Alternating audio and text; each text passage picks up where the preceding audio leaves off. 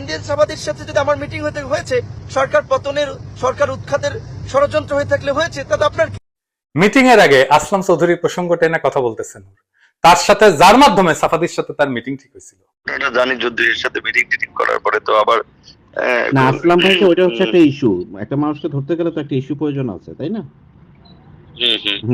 ঠিক আছে, দেখি মিট করলে তাহলে আপনারা জানাই প্রয়োজন। বাট এখানে আর কেউ আছে নাকি অন্যান্য কোনো জায়গার? আছে, আমাদের লোক আছে, বাট এখন বিষয় হচ্ছে উনিও আমাকে চিনে, কিন্তু আমাদের রেফারেন্সটা দেওয়া যাবে না, বুঝতে পারছেন?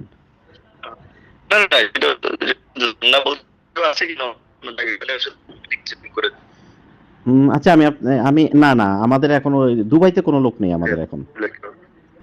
তো ঠিক আছে, দেখা করলে আমাকে জানায়েন ভাই। আর কি বললাম তো, আপনার তো মনে হয় যা জাস্ট ওই তাই না